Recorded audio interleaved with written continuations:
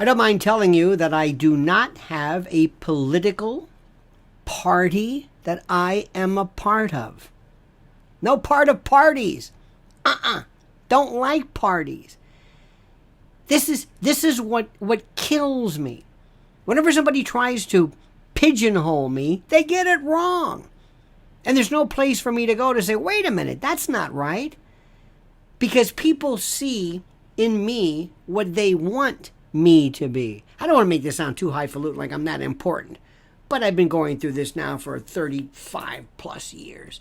In the biz. People hear something and they think, oh, I know what it is. That's a conservative. I am not a conservative. There are no conservatives. Conservatives are phonies. These are people who still think that Ronald Reagan is alive. That the world's about Rush Limbaugh and that it's 1985 and that we're talking about liberals. The nomenclature is wrong. And Democrats?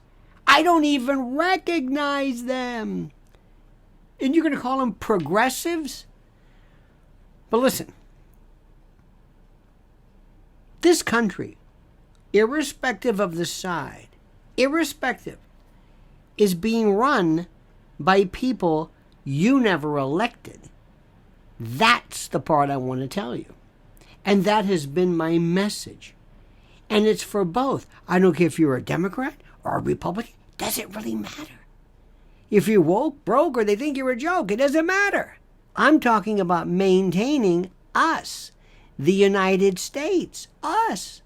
Whatever you are, that's okay. But the foundation of it, the interstitial lattice work of the country has to be maintained. Do you want me to explain to you what I mean? Good. I will do that. But first, a word from our sponsor. Here's a fact for you. Florida is reigniting debate after it just rolled out Don't Tread on Me license plates earlier this month.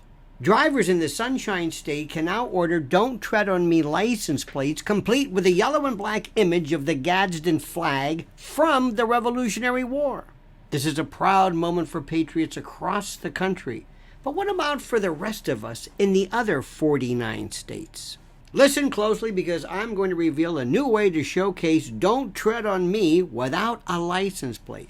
The new version of the Don't Tread on Me flag is the United We Stand Gold Challenge coin. Carry this United We Stand coin in your pocket, in your gear, or in your vehicle as a reminder of the responsibility we have as patriots to defend our country. In addition to being an honorable accessory to your everyday carry, it doubles as a gift-worthy collectible that'll last for generations. Thousands of satisfied Americans proudly carry their United We Stand coin everywhere they go. Try, review, and inspect the United We Stand coin with your own hands, risk-free for 60 days, simply by going to www.unitedwestandcoin.com or clicking the link down below. It's free, just cover shipping. This is time sensitive, so hurry. After entering your details, you receive your United We Stand coin to your doorstep in a few short days. I hate labels, and I hate the names of things. I love country music. I'll give you an example. This is called an analogy, a metaphor. Country music is fantastic. Country music is what people do not think it is. I like hardcore country music. The only picture I have of anybody that I have in my home here, of any note, is George Jones. This is the king, the godfather, the Elvis, the Beatles, the alpha, the omega of country music. And sometimes people would sit back and then be able to say, well, country, was he more of a lefty? Well, Lefty Frizzell was, in fact, an inspiration. Well, I'm more of a, would you consider Johnny Cash to be? And then we start talking about, well, is it Torch and Twang? Would that be bluegrass? Would that be more of a folk? Would that be more of a, dare I say, a Bob Wills type? Or would you call that a honky-tonk? And you're missing the point. People don't go to concerts to debate the style. People don't have these nobody cares what you call it. This is very good. What are we eating? Is this Cuban? Is this pan-Cuban? Is this Caribbean? Would you stop it? So today, you think there's something called conservatism because you believe in this notion that Donald Trump is the, I guess, the what? The spokesperson for, you know who hates Donald Trump more than anybody? The Republicans. Come on, Sparky, what's the matter with you? You think Donald Trump is that the Republicans are in charge? That they want him? The Republicans, as in the Republican Party? You don't know how this thing works, do you? But don't laugh. To my friends who are Democrats, good friends, you think Joe Biden's running the show? You're kidding me, right? Do you think Joe Biden and his team sit back and they say, "Okay, let's think what we're going to do. We're going to work on build back better. I want to work on an infrastructure bill, and I want to lower carbon emissions by 20." Write that down. You've got to be kidding me. Do you really think that? Do you believe that? I'm not saying they necessarily disagree with a lot of the platforms,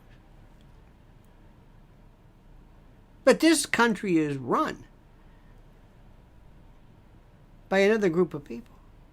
A group of people called the shadow government, the invisible government, the cryptocracy. I've been telling you this for years.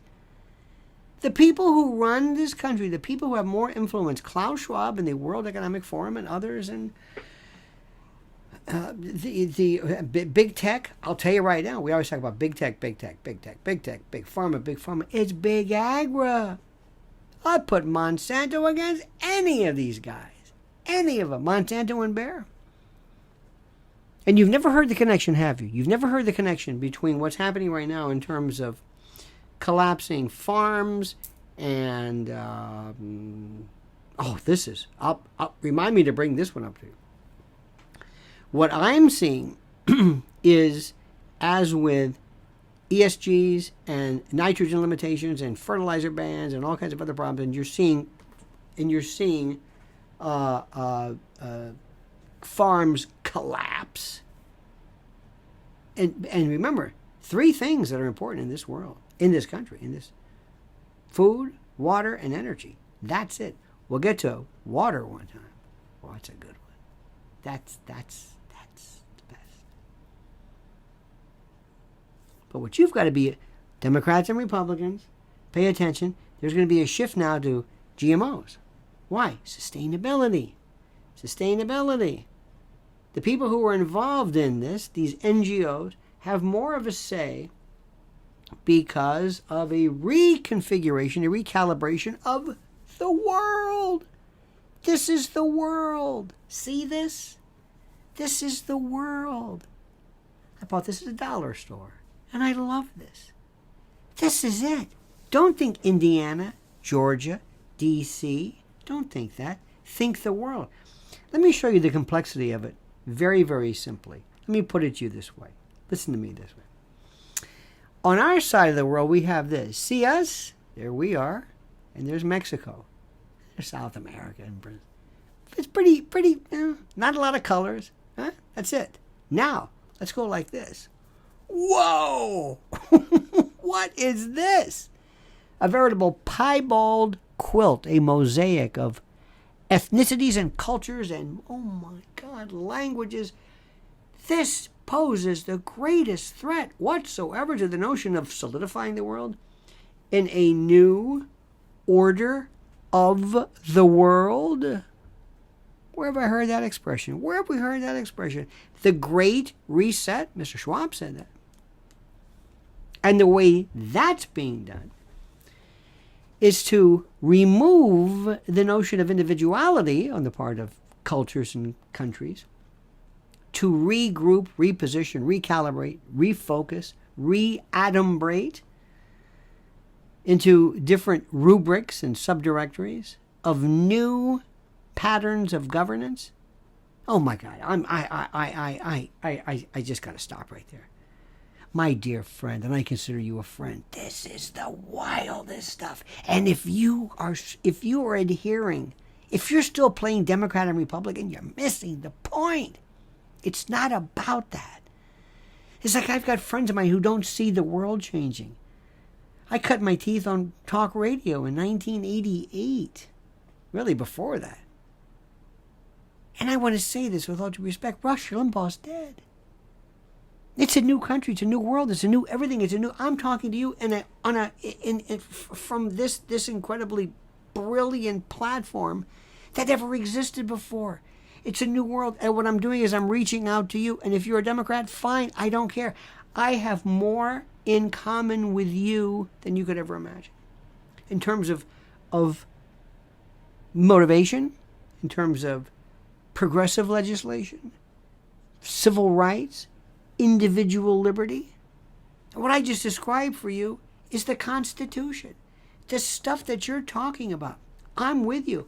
But I use the Constitution. This is not the enemy.